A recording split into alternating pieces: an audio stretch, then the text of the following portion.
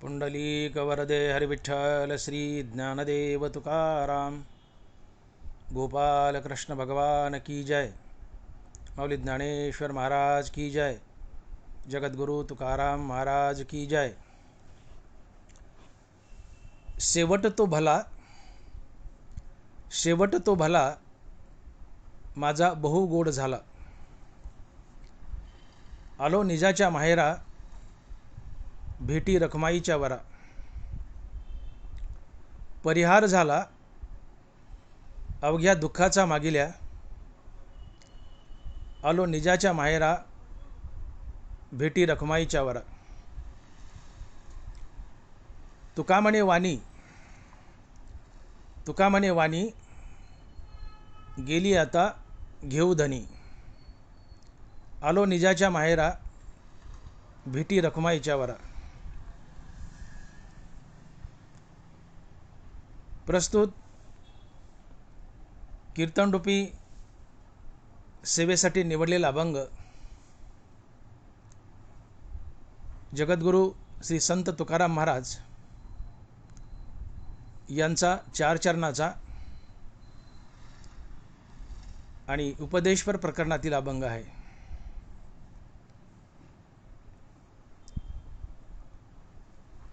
तुकोबाराय आम्हाला या अभंगातून असा उपदेश करतायत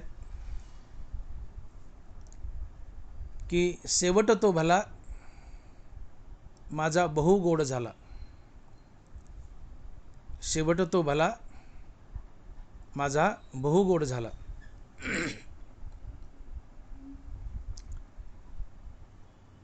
तुकोबाराय म्हणतात,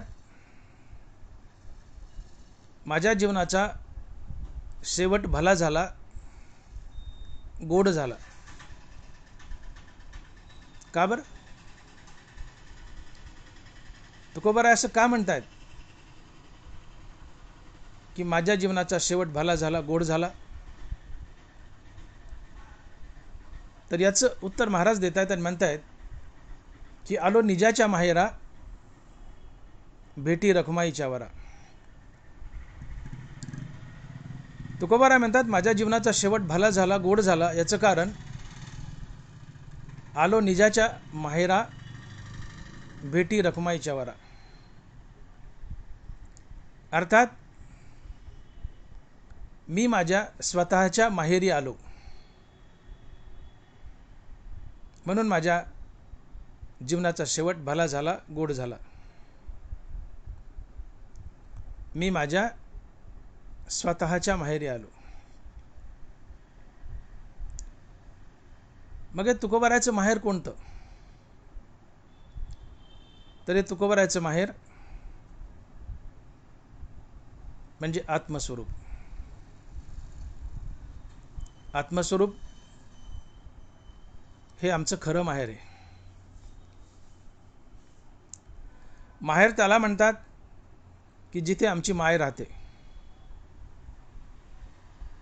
माहेर त्याला म्हणतात की जिथे आमची माय राहते।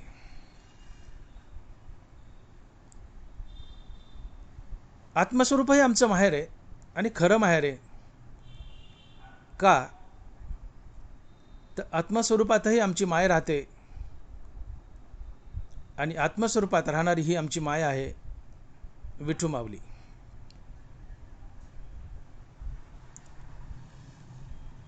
आणि म्हणून तुकोबाराय म्हणतात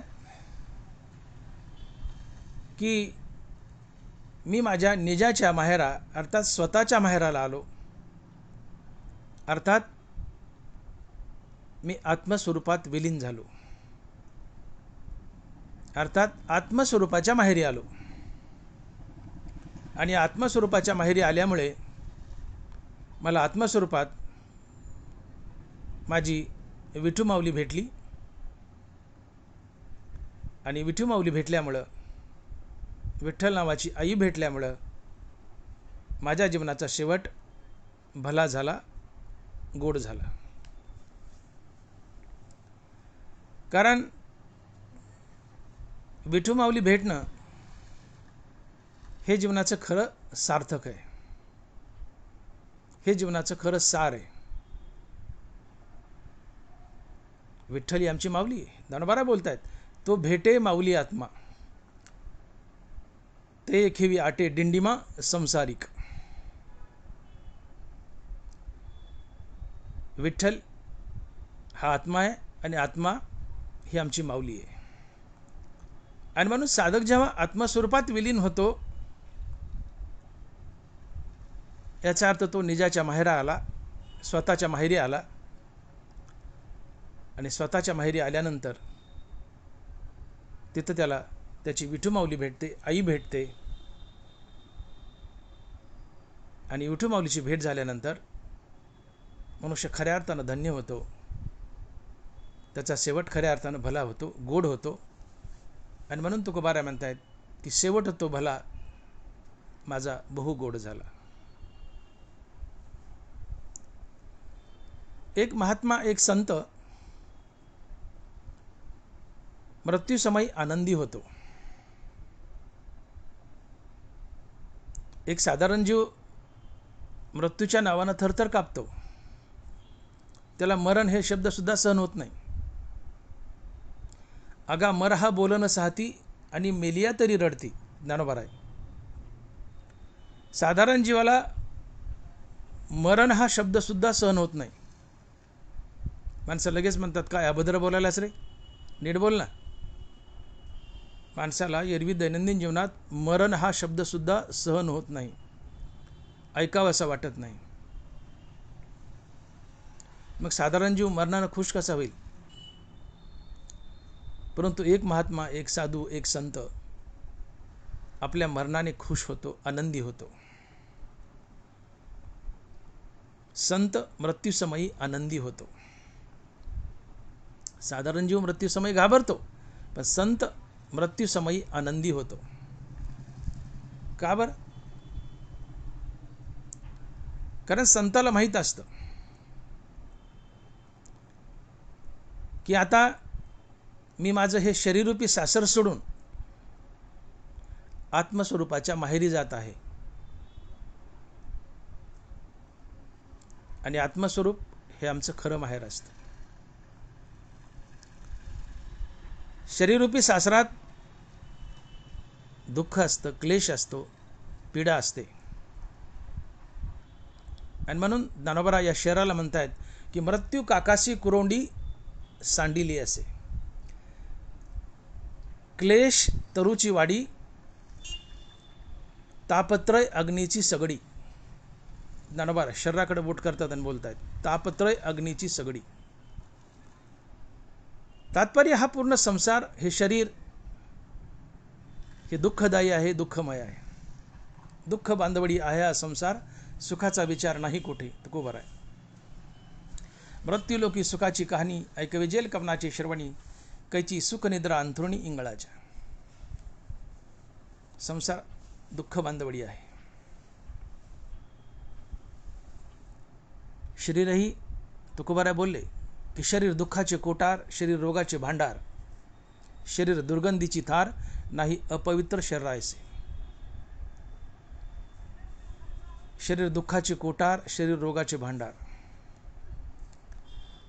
या शरीराला जोडून नाना प्रकारचे रोग आहेत, पीडा आहे, नाना प्रकारचं दुःख आहे, त्रिविध ताप आहेत.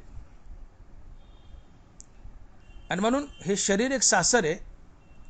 आणि शरीररूपी सासरात माणसाला अतिशय क्लेश होतो, दुःख होतात, पीडा होते. आणि म्हणून एक महात्मा वाट पाहत असतो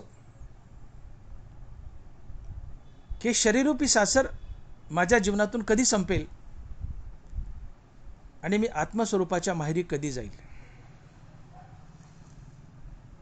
कारण आत्मस्वरूप हे आनंददायी आहे, सद चिद आनंद स्वरूप आहे. एकटं आत्मस्वरूपच आनंद स्वरूप आहे, उरलेलं जगत दुःखरूप आहे.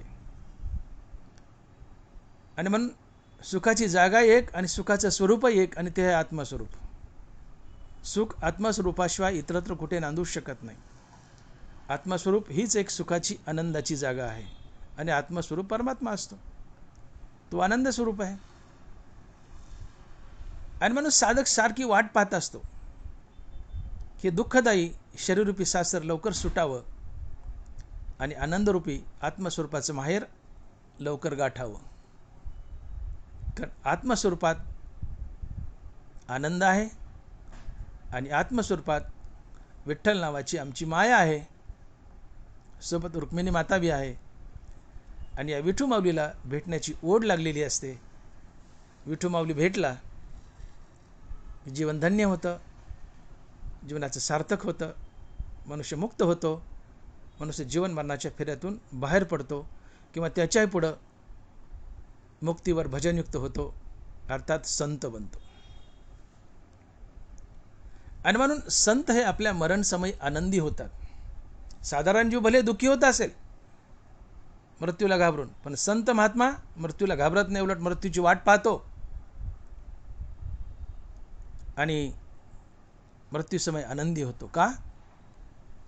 तर त्याला शरीररूपी शास्त्रातून, या शरीररूपी दुःखातून मुक्त व्हायचं असते आणि आत्मस्वरूपाच्या माहेरात जे आनंदी आहे तिथं जायचं असते आणि विठू माऊलीची भेट घ्यायची असते, मुक्त व्हायचं असते. शिवाय आणखीन एक कारण आहे, महात्मा देहत्यागत असताना तो आनंदी असतो, दुःखी का होत नाही. नरवरा बोलतायत की जाणीवेची निवेगे मी अधियज्ञ दृष्टी रिगे, ते देहाचे निवियोगे विरेय न होती. मरताना तुम्ही परमात्म्याला समोर ठेवलंय आणि परमात्म्याचं नाम मुखात ठेवलंय, तर देहाचा त्याग करताना तुम्हाला दुःख होत नाही, उलट आनंद होतो. का? मरताना देव डोळ्यापुढे ठेवलाय, परमात्मा डोळ्यापुढे ठेवलाय. ज्ञानोबा बोलतायत जाणीवेची निवेगे मी अधियज्ञ दृष्टी रिगे, ते तनुचे निवियोगे विरेय न होती. मरताना देव आणि देवाचं नाव जर समोर ठेवलं तर तुम्हाला दुःख होत नाही, मरताना उलट आनंद होतो. मरण हलकं होतं, सोपं होतं, आनंददायी होतं. आणि म्हणून या अनेक कारणामुळं, मी वर बोललो, या अनेक कारणामुळं महात्मा आपल्या मरणाची वाट पाहत असतो. मरण समय तो आनंदी असतो, मृत्यूने घाबरत नाही, उलट आनंदी होतो. का? तर त्याला दुःखदायी शरीररूपी सासर सोडून आनंददायी आत्मस्वरूपाच्या माहेरी जायचं असतंय, विठू माऊलीला भेटायचं असते आणि कायमचं आनंद स्वरूपी बनायचं असते. कारण आत्मस्वरूप हेच एक आनंद स्वरूप आहे, उरलेले जगत दुःखरूप आहे. आणि म्हणून महात्मा मरणसमयी आनंदी होतो. साधारण जीव मरणसमयी घाबरतो, दुःखी होतो. भूतांची उडे खडाडता, मरणसमयी भूतांची उडे खडाडता. भूत घाबरतात, साधारण जीव घाबरतात, महात्मा घाबरत नाही, आनंदी होतो. जसं की उदाहरण घ्या, एखादी मुलगी लग्न झालंय आणि तिला वाटं लावायलेत. वाटं लावताना ती पहिला आईचा गळा धरते, नंतर बहिणीचा, भावाचा, इतर जवळच्या नातेवाईकाचा आणि सगळ्यात शेवटी बापाचा गळा धरते. बाप दूर उभा असतो, भयानक रडू आले असतं बापाला, पण तो आवरत असतो, हुंदके दाबत असतो काळजात. पण मुलगी शोधत असते, माझा बाप कुठे, माझा बाप कुठे. शोधते बापाला, पळत जाते बापाकडं आणि बापाच्या गळ्याला मिठी मारली तर बाप आणि मुलगी दोघंही इतके ओक्साबोक्षी रडतात. ती मुलगी बापाला सोडतच नाही, बापाला मिठी मारते तर बापाला सोडतच नाही. अक्षरशः ती मुलगी बापापासून तोडून घ्यावी लागते आणि जीपमध्ये, गाडीमध्ये बसावी लागते. इतकं टोकाचं दुःख होतं तिला सासरी नांदायला जाताना पहिल्यांदा. कन्या सासुऱ्याशी जाय मागे परतोनी पाहे तुकोबर आहे, इतकं टोकाचं दुःख सासरी पहिल्यांदा नांदायला जाताना. पण तेच 3-4 दिवस झाल्यानंतर मांडव परतणे का काहीतरी असतं, ते संपलं की ज्यावेळेस ती नवरी, तिला कोणतरी न्यायला येतं आणि तिला माहेरी यायचं असतं 3-4 दिवसांनी. माहेरी येताना किती जणांचे गळे धरती ती रडते, कोणाकोणाला मिठ्या मारते, सासूला, सासऱ्याला, दिराभायला. छे कसल्या रडणार, कसल्या मिठ्या. भाऊ आला असता न्यायला, चल काढ म्हणती गाडी, उड्या मारतीन, चिंग पळत माहेर आली येते. मुलगी सासरी जाताना दुःखी असते, माहेरी येताना आनंदी असते. रडत नाही, आनंदी असते. का? तिचं माहेर आहे. माहेर आपलं घर असतं. माहेरात आपली माय असते. जिथं माय असते ते माहेर असतं. आणि त्या माईला, त्या बापाला, बहीण भाऊ यांना भेटण्यासाठी ती आतुर असते, धावत असते. तसं महात्माही आत्मस्वरूपाच्या माहेरी यायचंय, विठू माऊलीला भेटायचंय, रुक्मिणी मातेला भेटायचंय. विठू माऊलीला भेटण्यासाठी महात्मा आतुर असतो, आनंदी असतो. भले मुलगी सासरी जाताना दुःखी असते, पण माहेरी येताना आनंदी असते. तसं महात्मा आत्मस्वरूपाच्या माहेरी येताना आनंदी असतो. का?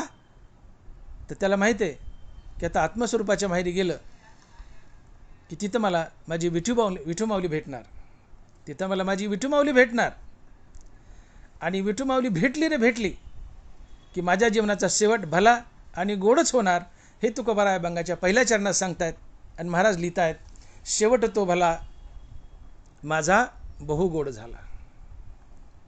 शेवट तो भला माझा बहु गोड झाला.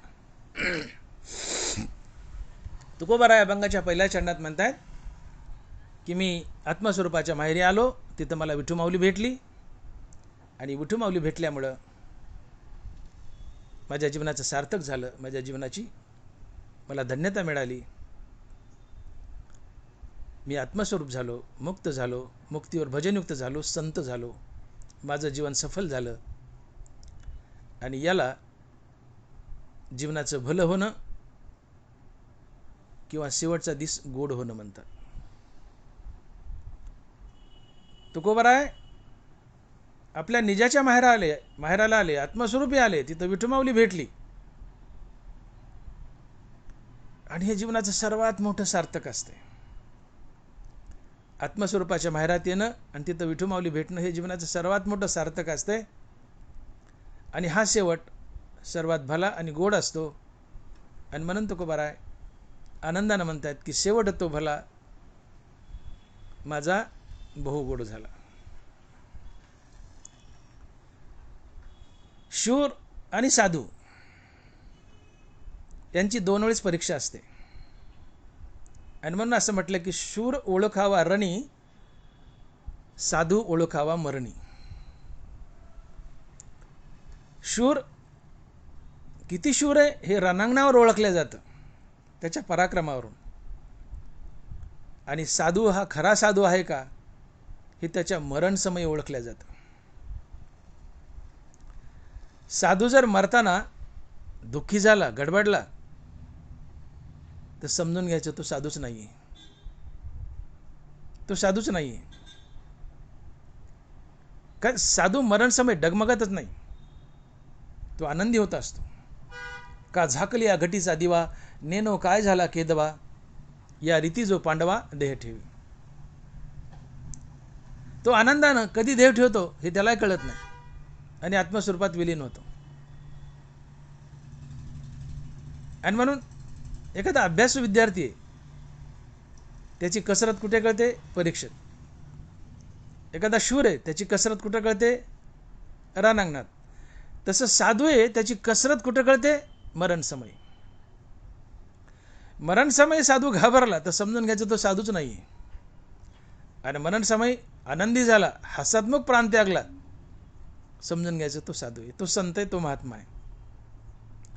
आणि म्हणून श्री संत कबीर महाराज म्हणतात कि कबीरा जब हम पैदा हुए, कबीरा जब हम पैदा हुए, जग हसे हम रोए, ऐसी करनी कर चलो, हम हसे जग रोए. एक बाळ जन्माला येताना रडत असतं, जग हसत असतं. पण तेच बाळ किंवा साधारण जीव मरताना रडत असतं आणि जगही रडत असतं. साधारण जीव जन्माला येतानाही रडतो, मरतानाही रडतो. परंतु महात्मा भले जन्माला येताना रडत असेल पण मरताना रडत नाही, मरताना हसतो. आणि मरताना जो हसतो तो साधू असतो, तो संत असतो. ऐसी करणी कर चलो हम हसे जग रोय. अशी करणी करा म्हणले की मरताना आम्ही हसावं, जगानं रडावं. भले जग रडो पण आम्ही हसावं. जो मरताना हसतो तो साधू असतो, तो संत असतो. हसतमुख प्राण सोडतो तो संत असतो. आणि म्हणून संताचं मरण हे सोहळा असतं. देहाच्या गावा आलिया जन्म मृत्यूच्या सोहळ्या ना मनोची नाही धनंजया जिया परी. जन्म मृत्यू सोहळे ज्ञानोबा बोलतात, जन्म मृत्यू तांडव ठरू नयेत. साधारण जीवाचं मरण तांडव ठरतं, आपलं मरण तांडव ठरू नये, सोहळा ठरावं. सोहळा ज्ञानोबा याला सोहळा म्हणतात. जन्म मृत्यूच्या सोहळ्या ना मनोची नाही धनंजया जिया परी. जन्म सोहळा ठरावं, मरणही सोहळा ठरावं. आणि साधूचं मरण हे सोहळा असतं. जो हसतमुख प्राण सोडतो त्याचं मरण सोहळा ठरतं. मरायचं तर सगळ्यालाच. मौत की हर एक के साथ रिश्तेदारी है, आज किसी से तो कल किसी से. मौत की हर एक के साथ रिश्तेदारी है, आज किसी से तो कल किसी से. मरणाचं मृत्यूचं प्रत्येकासोबत एक अतूट नातं आहे. फरक एवढाच आहे, ते नातं आज कोणासोबत आहे तर उद्या कोणासोबत आहे, पण नातं जरूर आहे. मरायचं जरूर आहे. आणि म्हणून मरण हे सोहळा व्हावं, आनंद उत्सव व्हावं, तांडव होऊ नये. मृत्यू जीवनाचं अंतिम सत्य आहे. मनुष्य जन्माला येताना मृत्यूचं तिकीट काढूनच येतो. पण हे मरण सोहळा व्हावं, आनंद उत्सव व्हावं. आणि मरण आनंद उत्सव कधी ठरतं? तुम्ही मरताना हसतमुख गेले तर.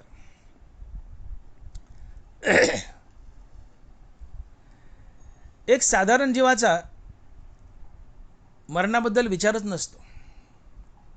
साधारण जीव सदैव आपल्या मरणाला विसरतो. मी बोलून गेलो का अगा मर हा बोल न साथी. मरण हा शब्द सुद्धा साधारण जीवाला सहन होत नाही. साधारण जीवाचा मरणाबद्दल विचारत नसतो. साधारण जीव मरणाला विसरलेला असतो. महात्मा मरणाला विसरत नाही. साधारण जीव वर्तमानाचा विचार करतो. एक साधू, एक महात्मा भविष्याचा अर्थात सतत मरणाचा विचार करतो. एक संत सतत मरणावर डोळा ठेवून असतो की माझं मरण सोहळा ठरावं, मरताना मी हसतमुख प्राण सोडावा. हा विचार साधूच्या डोक्यात असतो. या दिशेने तो वाटचाल करत असतो. आणि म्हणून जीवनाची व्याख्या जर अशी केली तर फारसं वावगं ठरणार नाही असं मला वाटतं. की जीवन जीवन जीवन म्हणजे काय? तर चांगलं मरण यावं यासाठी आयुष्यभर केलेला रामनामाचा अभ्यास म्हणजेच जीवन. मग हे चांगले मरण म्हणजे काय? तर मरण समयी मुखामध्ये रामनाम यावं आणि देह सुटावा, याला म्हणतात चांगलं मरण. लोकांनी चांगल्या मरण्याच्या आपल्या परीने अनेक व्याख्या केल्यात. एअर कंडिशनच्या बंगल्यात मरण आलं म्हणजे चांगलं मरण आलं. मरणाला 10,000 लोक आले अंत्ययात्रेला म्हणजे चांगलं मरण आलं. बँड लावून अंत्ययात्रा काढली म्हणजे चांगलं मरण आलं. देह चंदनाच्या लाकडात जाळला म्हणजे चांगलं मरण आलं. मुलाबाळात मरण आलं म्हणजे चांगलं मरण आलं नाही. या मरणाच्या खऱ्याखुऱ्या व्याख्या नाही आहेत. हे चांगलं मरण नाही आहे. मग चांगलं मरण म्हणजे काय? तर मरण समयी मुखामध्ये रामनाम यावं आणि देह सुटावा, याला म्हणतात चांगलं मरण. अंतकाळीचं स्मरण हे जीवनाचं फलित असतं. माझं वाक्य नीट ऐका आणि काळजावर करून ठेवा. अंतकाळीचं स्मरण हे जीवनाचं फलित असतं. आणि ते अंतकाळीचं स्मरण रामनाम असावं. रामनाम स्मरून प्राण त्यागावा, याला म्हणतात चांगलं मरण. यालाच म्हणतात शेवटचा दिस गोड व्हावा.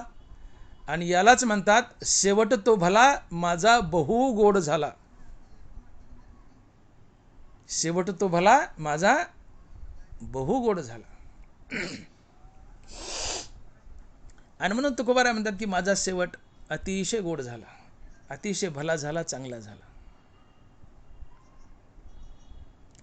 मरताना देव आणि देवाचं नाव डोळ्यापुढं ठेवावं आणि मरावं. हा शेवट भला असतो, हा शेवट गोड असतो. भगवंतानं गीतेच्या 8व्या अध्यायात एक महान सिद्धांत मांडलाय, अंतकालेची मामय स्मरण मुक्तत्वा कलेवरम. ज्ञानोबा यावर भाष्य करताना लिहित आहेत की आणि मरणी जया जे आठवे तो तेची गती ते पावे, म्हणून सदा स्मरावे मातेची तुवा. एरवी तरी साधारण उरी आदळली या मरण, जो आठवू धरी अंतकरण तेची होईजे. आणि जितेनी अवसरे जे आवडोनी जीवी उरे, ते मरणाचे मेरे फार होऊ लागे. ज्ञानोबा या 3 वयातून सांगतायत की आयुष्यभर तुम्ही ज्या वस्तूवर सर्वात जास्त प्रेम केले, मरणसमयी तीच वस्तू तुमच्या चित्तात येऊन उभी राहते आणि पुढच्या जन्मी तुम्ही ती वस्तू बनता. जसा एखादा मनुष्य वाटेने पळतोय आणि त्याच्या मार्गात विहीर आली आणि त्याचे दोन्ही पाय विहिरीत पडले, तर त्याला विहिरीत पडावंच लागतं. एक पाय विहिरीत पडला आणि एक जमिनीवर आहे, माणसाला तोल सांभाळता येतो. पण भरधाव वेगात पळतोय आणि दोन्ही पाय विहिरीत पडलेत, त्याला पडावंच लागतं. तसं मरणसमयी जे चित्तात येऊन उभं राहील ते तुम्हाला बनावंच लागतं. एरवी तरी साधारण उरी आदळलिया मरण, जो आठवू धरी अंतकरण तेची होईजे.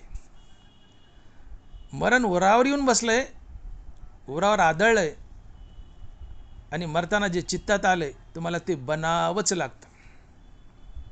तिथं नाही म्हणता येत नाही. आणि मरणसमयी तेच चित्तात येतं की आयुष्यभर ज्याच्यावर सर्वात जास्त प्रेम केले. आणि म्हणून त्यांना बरं म्हणतात की आणि मरणी जया जे आठवे तो तेची गती ते पावे, म्हणून सदा स्मरावे मातेची तुवा. मग बाबा असाच जर नियम आहे की आयुष्यभर ज्याच्यावर सर्वात जास्त प्रेम केले तेच जर मरणसमयी चित्तात येऊन उभं राहत असेल आणि तीच वस्तू पुढच्या जन्मी बनावी लागत असेल, तर तू आयुष्यभर रामनामावर प्रेम कर ना. मरणसमयी राम आणि रामनाम चित्तात येऊन उभा राहील आणि पुढच्या जन्मी तू राम बनशील. पुढच्या जन्मी राम बनणं यालाच तुकोबाराय म्हणतात आलो निजाच्या माहेरा. पुढच्या जन्मी राम बनणं म्हणजे आलो निजाच्या माहेरा, भेटी रखुमाईच्या वरा.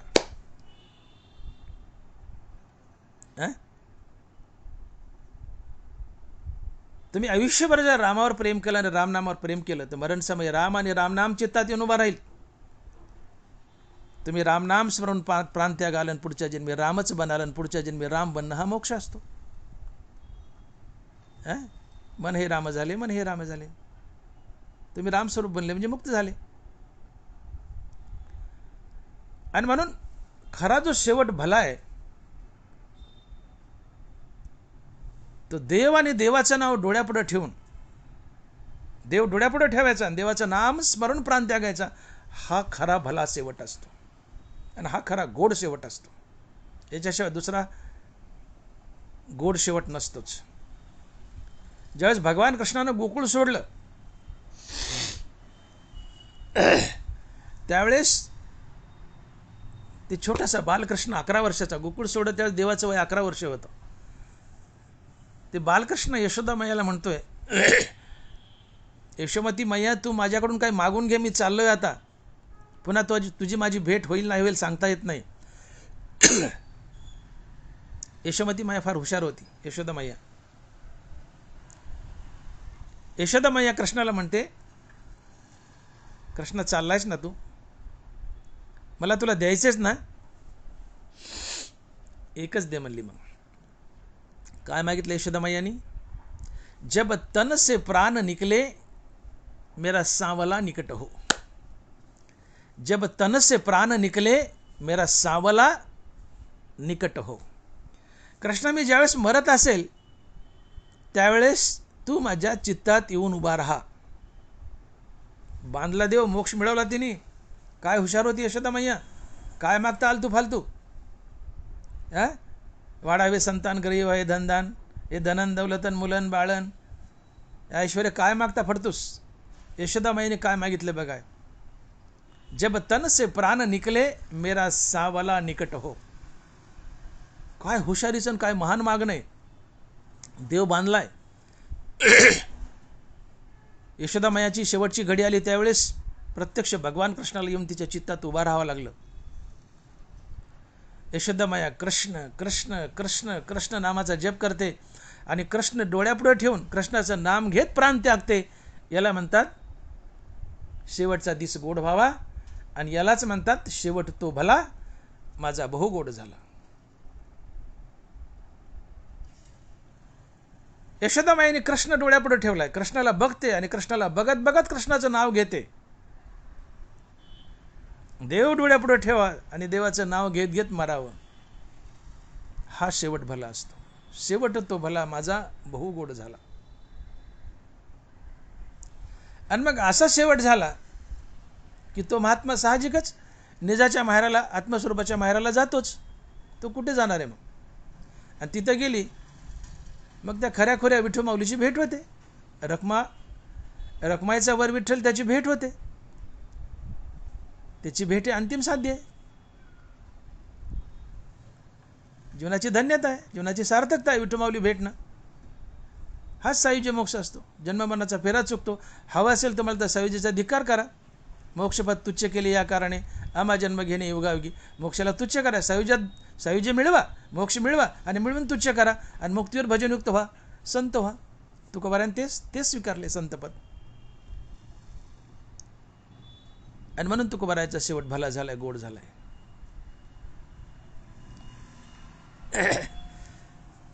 साधारण माणसाचा शेवट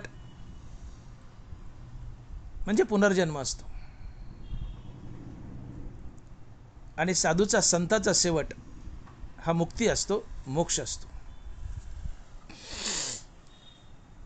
साधारण मनुष्य मेला तर आम्ही अवधानानं म्हणा, अनावधानानं म्हणा किंवा वेडपटपणानं म्हणा 10व्या 14व्या पत्रिकेवर छापतो, स्वर्गवासी, वैकुंठवासी, कैलासवासी छापतो आम्ही. नाही रे बाबा नो. साधारण जो मेला तो वैकुंठाला जात नाही, कैलासाला जात नाही आणि स्वर्गाला जात नाही. तो इथंच कुठेतरी कुत्रे मांजर होऊन फिरत असतो. आणि मरणी जायचे आठवे. मी बोललो की आयुष्यभर ज्याच्यावर सर्वात जास्त प्रेम केले, तुम्ही आयुष्यभर कुत्र्यावर प्रेम केलं, मरताना कुत्रच चित्तात येईल, पुढच्या जन्मात तुम्ही कुत्रं व्हाल. मग तो कसा वैकुंठवासी स्वर्गवासी असेल? तो कसा कैलासवासी असेल? मग का लिहिता स्वर्गवासी, वैकुंठवासी आणि कैलासवासी? तो गेला का कैलासात आणि वैकुंठात? अरे ते कुत्रं झाला ना. आणि मरणी जायचे आठवे. झाडावर प्रेम केलं, मरणसमयी झाड चित्तात येईल, पुढच्या जन्मी झाड व्हाल. मुलावर प्रेम केलं, मरणसमयी मुलगा चित्तात येईल, पुढच्या जन्मी माणूस व्हाल. मुलीवर प्रेम केलं, मुलगी चित्तात येईल, पुढच्या जन्मी बाई व्हाल. बैलावर प्रेम केलं, कोणाचं बैलावर प्रेम असतं, मरणसमयी बैल चित्तात येतील, पुढच्या जन्मी बैल व्हाल. ज्याच्यावर सगळ्यात जास्त प्रेम केले, मरणसमयी ते चित्तात येतं आणि पुढच्या जन्मी तुम्ही ती वस्तू बनता. मग साधारण जीवाचा शेवट ही पुनर्जन्माची सुरुवात असते. पुनर्जन्माची सुरुवात असते. त्याला कुठंतरी पुढच्या जन्माला जायचं असते. बघा, एखादा किरायदार आहे, आपल्याकडे घर घेतले, किरायाने राहतोय. त्याचा आपला वाद झाला आणि आपण त्याला म्हणलं घर सोड. तो घर कधी सोडतो? आधी दुसरी खोली बघतो. डायरेक्ट घर सोडत नाही. तो म्हणतो महिनाभर थांबा. सोडतो पण महिनाभर थांबा, मला घर बघू द्या. तो दुसरं घर बघतो आणि मग हे पहिलं सोडतो. तसं साधारण जीव हा देह सोडतो आणि दुसऱ्या देहात जन्म घेतो. हे घटिका यंत्र जैसे परिभ्रमे गा, उपज येते नासे, नासिले पुनरपी दिसे. हे घटिका यंत्र जैसे परिभ्रमे गा. देहवस्त्र बदलतो, या देहातून दुसऱ्या देहात जातो. जसा किरायदार हे घर बदलून दुसऱ्या घरात जातो, तसं साधारण जीव हे देहरूपी घर बदलून दुसऱ्या देहरूपी घरात जातो. आणि म्हणून साधारण जीवाचा शेवट, साधारण जीवाचं मरण ही पुनर्जन्माची सुरुवात असते. आणि महात्म्याचं मरण तो आत्मस्वरूपात विलीन होतो, त्याचं मरण मुक्ती असते, त्याचं मरण विठ्ठलाची भेट असते, त्याचं मरण संतपद असते.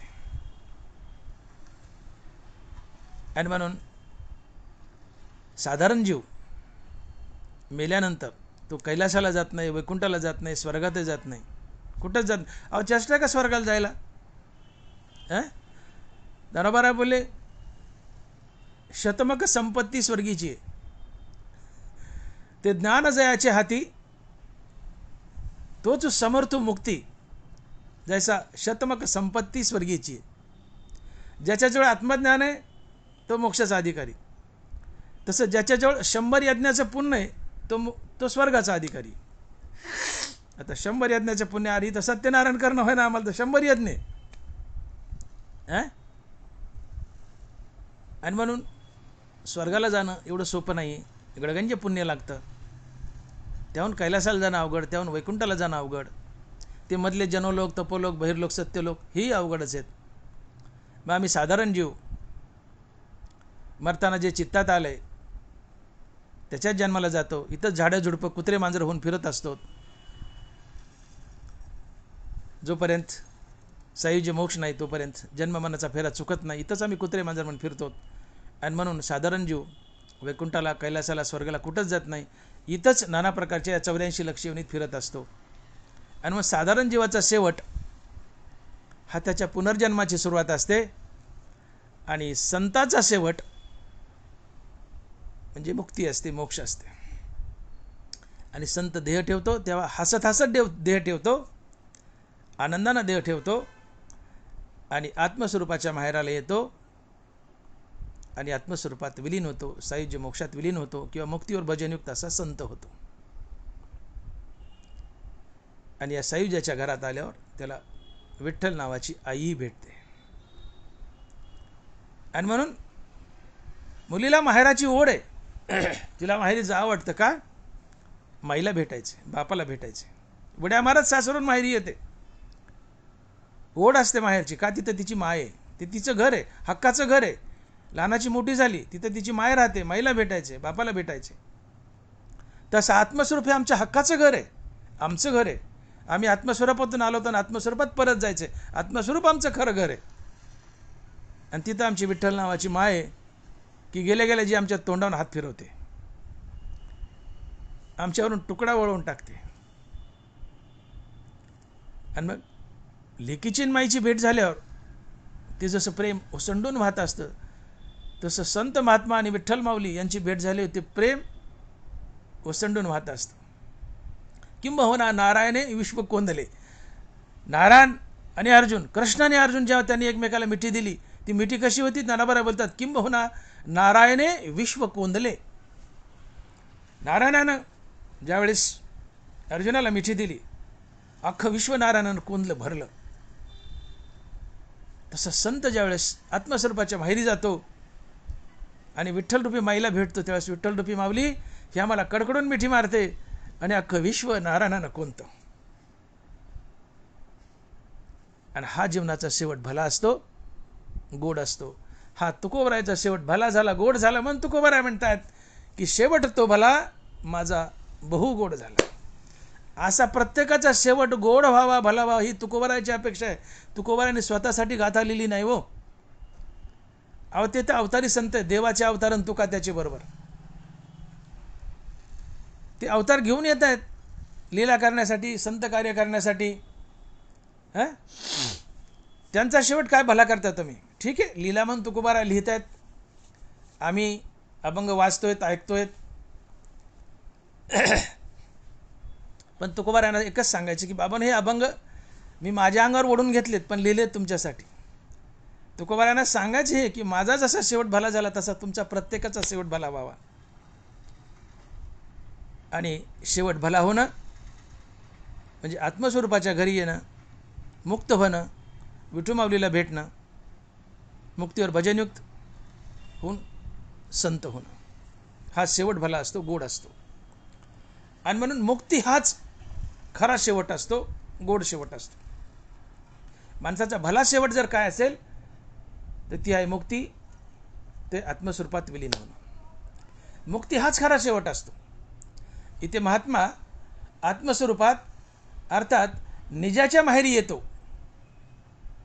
हे तुकोबार अभंगाच्या दुसऱ्या चरणात सांगतात आणि महाराज लिहितात, आलो निजाच्या माहेरा भेटी रखुमाईच्या वरा. आलो निजाच्या माहेरा भेटी रखुमाईच्या वरा. माझा शेवट भला झाला, गोड झाला. का? तर मी आता निजाच्या अर्थात स्वतःच्या माहेरी आलो, आत्मस्वरूपाच्या माहेरी आलो, माझ्या घरी आलो. आणि म्हणून घरी आल्यावर विठ्ठल रूपी आईची भेट झाली, म्हणून माझा शेवट भला झाला, मी मुक्त झालो.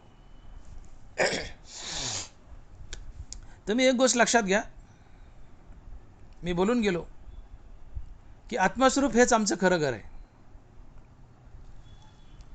जसं माहेर हे मुलीचं खरं घर असते, सासर हे दुसऱ्यांदा मिळालेलं घर आहे, नकली घर आहे, तिचं खरं घर असतं आईचं घर. माहेर हे मुलीचं खरं घर असतं, म्हणून तिला सासरापेक्षा माहेरची जास्त ओढ असते.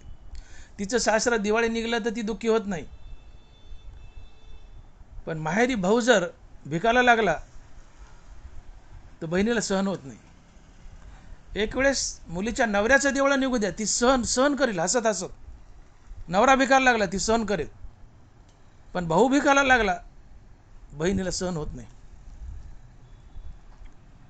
तिला सतत वाटतं माझा भाऊ श्रीमंत असावा, माझं माहेर श्रीमंत असावं, आणि म्हणून ती सातत्याने जात्यावर भावाच्या ओव्या गात असते. भावाच्या ओव्या गाते बहीण. का? भावाचं घर हे तिचं घर असते आणि खरं घर असते, खरं घर असते. तसं आत्मस्वरूप हे आमचं खरं घर आहे. आम्ही आत्मस्वरूपातून निघालोत आणि आत्मस्वरूपात परत जाऊन विलीन व्हायचंय, हा मोक्ष असतो. आणि म्हणून मोक्ष आम्ही जो भोगतो, तो मोक्षाची व्याख्या या तिन्ही महासंतांना अशी केली, ज्ञानोबाराय, तुकोबाराय, नाथ महाराज, की अहंकारासहित मनाचा मनपणा नाहीसा होणं हाच मोक्ष असतो. अहंकारासहित मनाचा मनपणा नाहीसा होणं हाच मोक्ष असतो. ज्ञानोबाराय बोलले, जेने संकल्पोनी काढिले जयाचे मनचे चैतन्य झाले, तेने एक देशी परी व्यापिले लोकत्रय. संकल्पोनी काढिले जयाचे मनाची चैतन्य झाले, मनाचं चैतन्य झाले, हा मोक्ष आहे.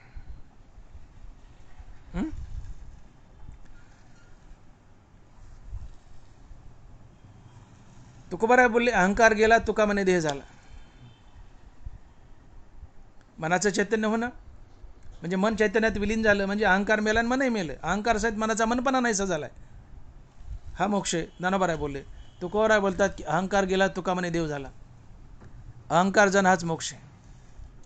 नाथ महाराजही म्हणतात, देह अंत्यचे दृढपण त्याची बद्धतेचे लक्षण, देह अंत्यचे निरसन मुक्तता जाण नावतया. देह अंत्यचे निरसन मुक्तता जाण नावतया. देह अहंता जाणे हाच मोक्ष आहे, हीच मुक्ती आहे. अर्थात अहंकारासहित मनाचा मनपणा नाहीसा होणं हाच मोक्ष असतो. या तिन्ही महासंतांनी केलेली मोक्षाची व्याख्या. आणि म्हणून अहंकारासहित मनाचा मनपणा नाहीसा होणं हा मोक्ष आहे. तर मन आमचं आत्मस्वरूपातून निघलंय, आणि ज्यावेळेस ते परत आत्मस्वरूपात जाऊन विलीन होईल आणि अहंकारासहित त्या मनाचा आत्मस्वरूपात लय होईल, हा मोक्ष असतो. आणि म्हणून तुकोबाराय एका अभंगातून बोलतायत की शरला सागर गंगा ओगी मिळे आपणची खेळे आपणाशी. शरला सागर गंगा ओगी मिळे आपणची खेळे आपणाशी. समुद्र स्वतःशी खेळत असतो, तसा परमात्माही स्वतःशी खेळत असतो. तुम्ही बघा, उन्हाळ्यात सूर्याच्या प्रखर उष्णतेने समुद्राचं पाणी वाफेच्या रूपात शोषून घेतलं जातं. ही वाफ आकाशात उंच जाते, तिचे ढग बनतात, आणि पावसाळ्यात या ढगाला थंड हवा लागली की पाऊस पडतो, आणि हेच पावसाचं पाणी नद्याच्या माध्यमातून पुन्हा समुद्राला जाऊन मिळतं आणि स्थिरावतं. पाणी कुठून निघलं? समुद्रातून. शेवटी कुठं गेलं? समुद्राला, आणि स्थिरावलं. समुद्र स्वतःशी खेळतो. तसं आमचं मन आत्मस्वरूपातून निघाले, परमात्म्यापासून निघाले, आणि ते ज्यावेळेस परमात्म्याला जाऊन कायमचं भेटेल, तिथं त्याचा कायमचा लय होईल, हा मोक्ष असतो. आणि म्हणून अहंकार असेल मनाचा मनपणा नाहीसा होणं हाच मोक्ष. मन हे प्रति भगवंत आहे. ज्ञानोबा लिहित आहेत, भगवान आपल्या विभूती सांगताना बोलतायत की इंद्रिया माझी 11 ते मन मी जाणावे. 10 इंद्रिय त्यात 11वी एक इंद्रिय ते मन आहे. इंद्रिया माझी 11 ते मन मी जाणावे. कृष्ण बोलतायत मन मी आहे. इंद्रिया माझी 11 ते मन मी जाणावे, भूता माझी स्वभावे चेतना मी. इंद्रियातलं 11वं जे इंद्रिय मन ते मी आहे. आणि म्हणून पाणी समुद्रापासून निघालंय, समुद्रालाच जाऊन मिळालंय, तिथं स्थिरावलंय म्हणजे मुक्त झालंय. मन परमात्म्यापासून निघालंय आणि परमात्म्यालाच जाऊन मिळालंय आणि तिथं कायमचं स्थिरावलंय म्हणजेच मुक्त झालंय. आणि म्हणून अहंकार असेल मनाचा मनपणा नाहीसा होणं हाच मोक्ष असतो. देहांतेचे निरसन मुक्तता जाण नावतया, नाथ महाराज. अहंकार असेल मनाचा मनपणा नाहीसा होणं हाच मोक्ष आहे. आणि म्हणून आमचं मन आत्मस्वरूपातून निघाले आणि ज्यावेळेस आत्मस्वरूपाच्या माहेरी येईल आणि आत्मस्वरूपात कायमचं विलीन होईल, या आत्मस्वरूपात अहंकारासहित मनाचा मनपणा पूर्ण नाश पावेल, हा मोक्ष असतो. आणि तुकोबारायन तो साध्य केलाय. महाराज म्हणतायत की माझा शेवट भला झाला, गोड झाला का? माझं मन आत्मस्वरूपातून निघालंय आणि आता आत्मस्वरूपात कायमचं लीन झालंय अहंकारासहित, अर्थात मी मुक्त झालोय. आणि मुक्त होणं हाच शेवट भला असतो, गोड असतो. आणि म्हणून निजाच्या माहेराला आम्हाला प्रत्येकाला यायचंय. आम्हाला प्रत्येकाला निजाच्या माहेराला यायचं. निजाचं माहेर म्हणजे आमचं माहेर आणि आमचं माहेर म्हणजे आत्मस्वरूप. तुम्ही किती मजा हजा करा, किती फिरा, काय नखरे करायचे करा, काय नखरे करायचे करा, पण तुम्हाला एक ना एक दिवस निजाच्या माहेराला यायचंय. अर्थात तुम्हाला आत्मस्वरूपात येऊन विलीन व्हायचंय. तेव्हा 84 लक्ष योनीचा फेरा तुमच्या मागचा संपेल. अन्यथा तुम्ही झाडं झुडपं कुत्रं मांजरं होत युगे युगे पुढे फिरत राहाल. हा जन्मबंधाचा फेरा तुमच्या मागचा संपणार नाही. तुम्हाला आत्मस्वरूपाच्या माहेराला यावंच लागतं, तेव्हा जन्ममरणाचा फेरा संपतो. आणि ज्या दिवशी तुम्ही आत्मस्वरूपाच्या माहेरी याल आणि तिथं विठ्ठल माऊलीला भेटाल, तेव्हा तुम्ही मुक्त होता. आणि ही मुक्ती मिळाली की तुमचा शेवट भला झाला, गोड झाला. आणि तुकोबारा यालाच म्हणतात की शेवट तो भला माझा बहु गोड झाला, किंवा याच्यासाठी केला होता अट्टहास, शेवटचा दिस गोड व्हावा. आणि म्हणून आम्हाला भक्तीचा आटापिटा करायचा आहे. हा शेवटचा दिस सहजासहजी गोड होत नाही. शेवटचा दिस गोड करायचा आहे ना, शेवटचा दिस भला करायचा आहे ना, आपाप होईल का? आपाप होईल का? नाही हो, आपाप कसा होईल? त्यासाठी आटापिटा करावा लागतो. तुकोबारा बोलले याच्यासाठी केला होता अट्टाहास. कशासाठी? शेवटचा दिस गोड व्हावा. अट्टाहास म्हणजे आटापिटा. अट्टाहास म्हणजे खळ घेऊन बसणं, धरणं घेऊन बसणं, मरमर करणं, फक्त तेच करणं, हा अट्टाहास असतो. जीवाचं रान करणं ती गोष्ट मिळवण्यासाठी हा अट्टाहास असतो. शेवटचा दिस गोड व्हावा अर्थात मरण समय रामनाम मुखात यावं, यासाठी मी आयुष्यभर रामनामाचा अट्टाहास केला. अर्थात क्षणभरही रामनामाला विसरलो नाही, रात्रंदिवस रामनाम घोकलं.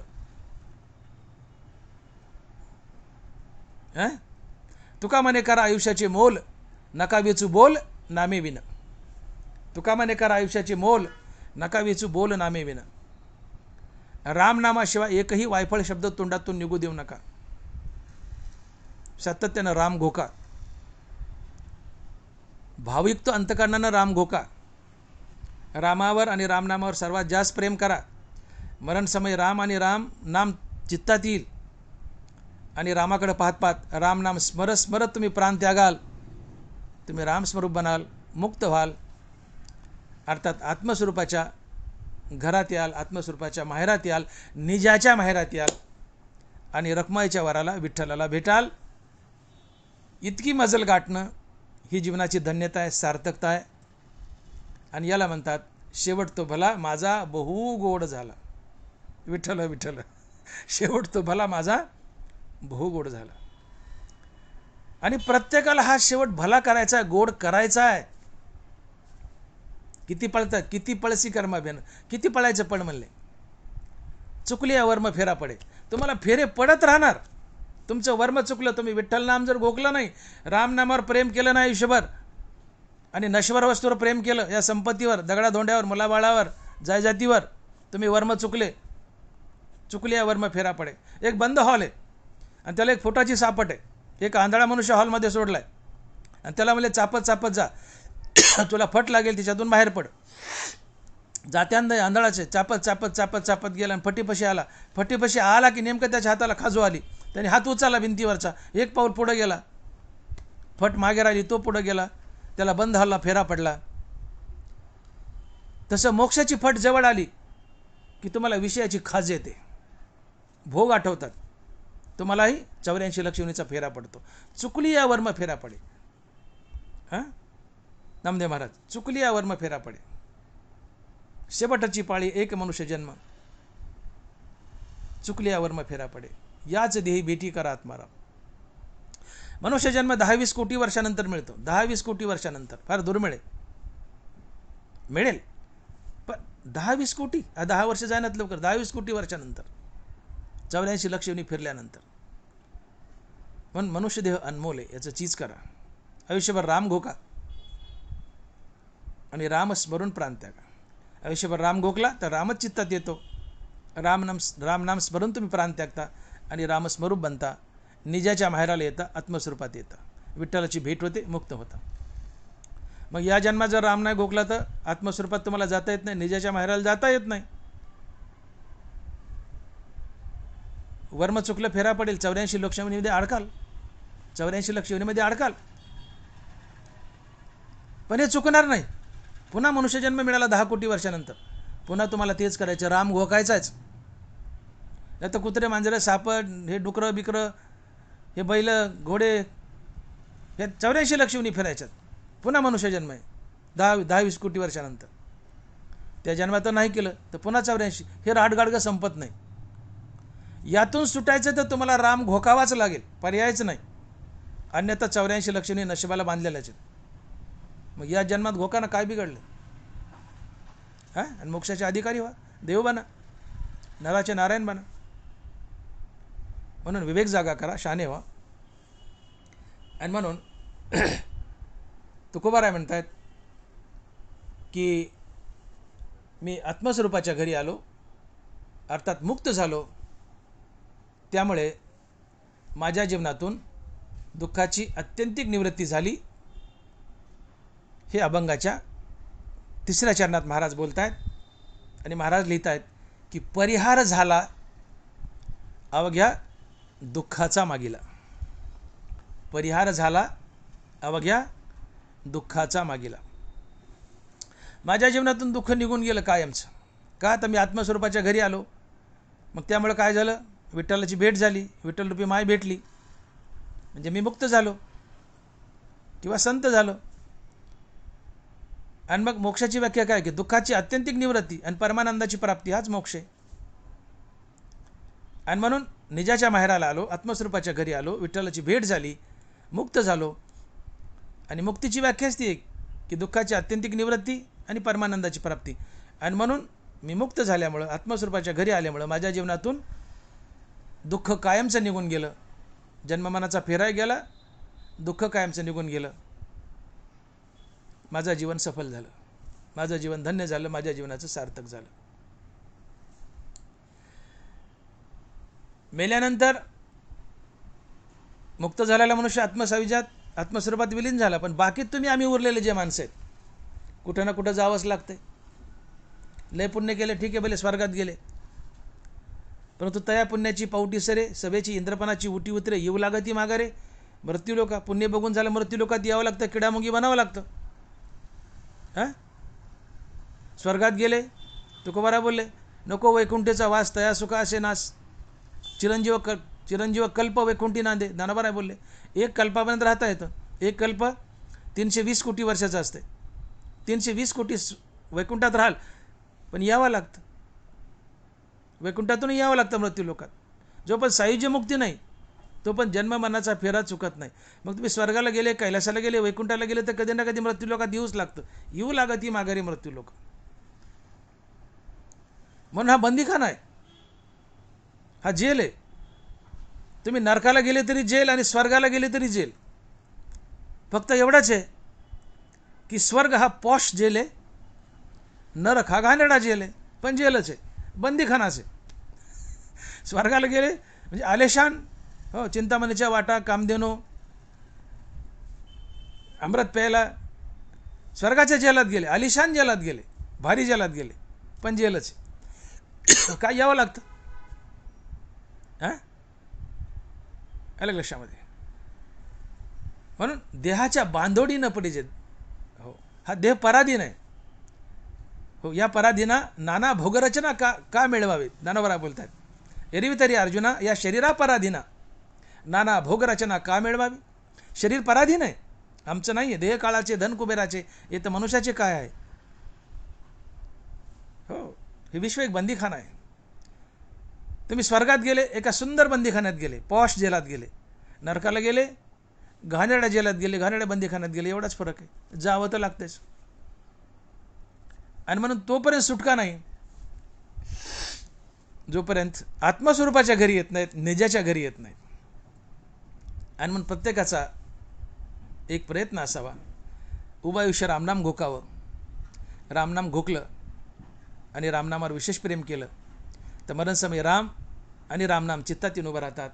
रामाला डोळ्यापुढं ठेवून तुम्ही रामनाम स्मरून प्राण त्यागता आणि मग तुम्ही निजाच्या माहेरी येता, अर्थात रामच बनता. तिथं रामाची अर्थात विठ्ठलाची भेट होते. ही विठ्ठमाऊली तुम्हाला कडकडून मिठी मारते आणि हाच मोक्ष असतो. किंवा याच्या पुढे गेलं मुक्तीवर भजनयुक्त हे संतपद असते, ही जीवनाची धन्यता असते, सार्थकता असते. आणि हा शेवट भला असतो, गोड असतो. आणि म्हणून तुकोबाराय म्हणतात की शेवट तो भला माझा बहु गोड झाला. माझ्या मागचं जन्ममरणाचं दुःख गेलं, माझ्या दुःखाची अत्यंतिक निवृत्ती झाली, मला परमानंदाची प्राप्ती झाली, माझं जीवन सफल झालं. आणि मग तुकोबारा शेवटच्या चरणात म्हणतात की आता असं जीवन मिळाल्यानंतर, मी मुक्त झाल्यानंतर, तुका म्हणे वाणी गेली आता घेऊ धनी. तुकोबाराय म्हणतात आता मी मुक्त झालो, पण मला मुक्ती नको, मुक्ती मागे तो करंटा, मोक्ष सुख हनुला था. तुकोबाराय मुक्तीवर भजनयुक्त आहेत. ते म्हणतात, तुकोबाराय म्हणतात तुका म्हणे वाणी गेली आता घेऊ धनी. माझी वाणी एवढी शिगायला गेली विठ्ठल नाम घेऊन की आता माझं विठ्ठल नाम थांबणारच नाही. आता मी मुक्तीवर भजनयुक्त होईल आणि विठ्ठलाच्या नामाचा आनंद लुटेल. आणि म्हणून तुकोबाराय म्हणतात की तुका म्हणे वाणी गेली आता घेऊ धनी. विठोबा रखुमाई, जय जय विठोबा रखुमाई, जय जय विठोबा रखुमाई, जय जय विठोबा रखुमाई. अभंगाचा यथामती भावार्थ आपण पाहिलाय. झालेली सेवा पांडुरंगाच्या चरणी अर्पण करून सेवेला पूर्णविराम.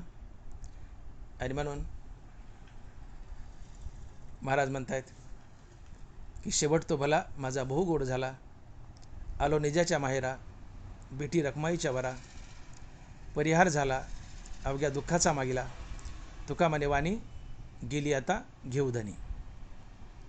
झालेली सेवा पुन्हा एकदा पांडुरंगाच्या चरणी अर्पण करून सेवेला पूर्णविराम. ज्ञानेश्वर माऊली, ज्ञानराज माऊली तुकाराम, ज्ञानेश्वर माऊली, ज्ञानराज माऊली तुकाराम. विठ्ठल जय जय विठ्ठल, जय विठ्ठल जय जय विठ्ठल. बोली लिले कुरे वेळी वाकुडी उत्तरे, करा क्षमा अपराध महाराज तुम्ही सिद्ध, नाही विचारिला अधिकार मी आपुला, करा क्षमा अपराध महाराज तुम्ही सिद्ध. ज्ञानदेव तुकाराम, ज्ञानदेव तुकाराम, तुकाराम तुकाराम तुकाराम तुकाराम तुकाराम तुकाराम तुकाराम तुकाराम तुकाराम तुकाराम तुकाराम तुकाराम तुकाराम. पुंडलिक वरदे हरी विठ्ठल, श्री ज्ञानदेव तुकाराम. गोपाल कृष्ण भगवान की जय. माऊली ज्ञानेश्वर महाराज की जय. जगद्गुरु तुकाराम महाराज की जय. विठ्ठल विठ्ठल विठ्ठल विठ्ठल विठ्ठल विठ्ठल विठ्ठल विठ्ठल विठ्ठल विठ्ठल विठ्ठल विठ्ठल विठ्ठल विठ्ठल विठ्ठल.